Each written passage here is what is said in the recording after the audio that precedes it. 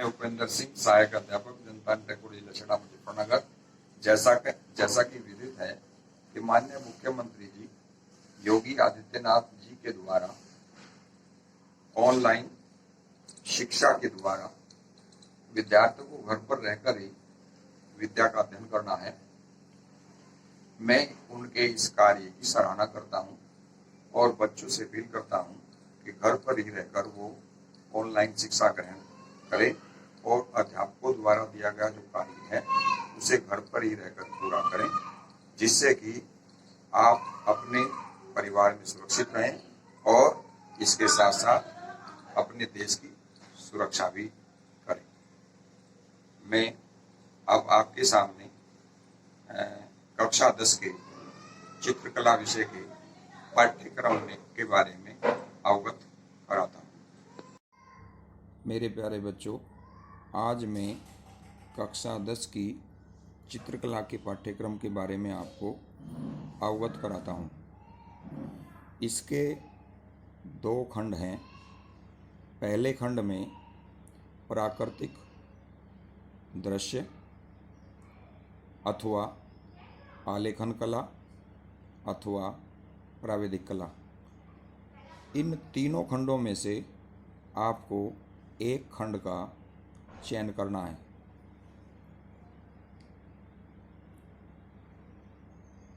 प्राविधिक कला, आलेखन कला और प्राकृतिक दृश्य, इन तीनों में से आपको एक चुनना है। लेकिन हमारे विद्यालय में अक्सर बच्चे आलेखन कला को पसंद करते हैं। यदि आप आलेखन कला को पसंद नहीं करते हैं तो आप मुझे बताइए, जो भी पार्ट आपको पढ़ना है उसी के बारे में हम बताएंगे। फिर खंड क्या है, 2 खंडों में है, स्मृति चित्रण अथवा भारतीय चित्रकला। इन दोनों खंडों में से आपको एक खंड चुनना है। हमारे विद्यालय में स्मृति चित्रण को ही ज़्यादा बच्चे पसंद करते हैं।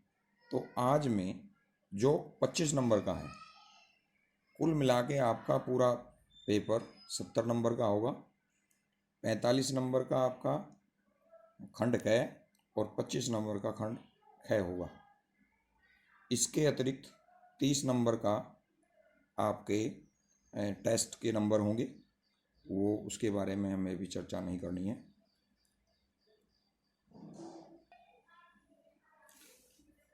हम आपको आज बच्चों स्मृति कला के अंतर्गत गमला बनाने की विधि बताएंगे। सबसे पहला स्टेप हमारा ये होगा कि हम एक सीधी रेखा खींचेंगे। सीधी रेखा का मतलब है कि आप जो पेपर पर लाइन खींचेंगे वो लाइन, सीधी का मतलब ये है कि वो पेज के समानांतर हो, यानी कि एक तरफ जितनी दूरी नीचे से होगी इतनी ही दूसरे कोने पर नीचे से दूरी होगी। पहला स्टेप।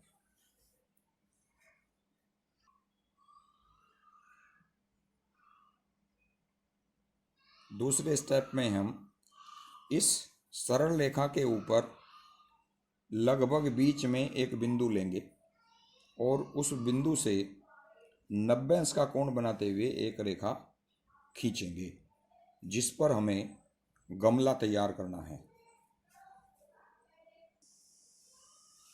स्टेप 3 के अंतर्गत हम जो आपने सीधी रेखा खींची थी जिस पर 90 अंश का कोण बना था, उसमें जो ऊपर का जो पॉइंट है, ऊपर के हिस्से में जो हम मध्य बिंदु है, उससे हम दोनों तरफ बराबर बराबर दूरी अंकित कर लेंगे।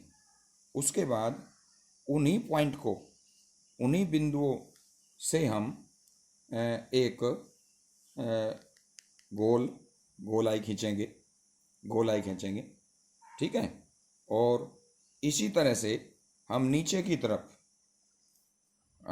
इसी तरह से हम नीचे की तरफ भी एक रेखा खींचेंगे, सीधी रेखा खींचेंगे और सीधी रेखा भी बराबर दूरी ले लेंगे, क्योंकि गमले का नीचे का हिस्सा कम होता है। बराबर दूरी लेंगे, बीच के पॉइंट से आधा इधर लेंगे आधा इधर लेंगे और तब उन बिंदुओं को हम ऊपर वाले बिंदु से मिला देंगे।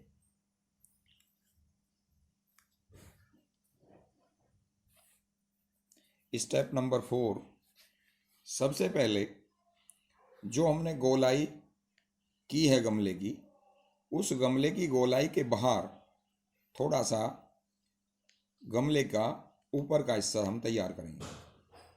दोनों साइड से तैयार करेंगे, ठीक है, ताकि उसका ऊपर का हिस्सा बन जाए। और जो नीचे का जो मध्य बिंदु है उससे भी बराबर दूरी लेकर दोनों साइड में उसे भी हमें गोलाई में घुमाना है। इस तरह से हमारी एक बाहरी रूपरेखा इसकी तैयार हो जाती है।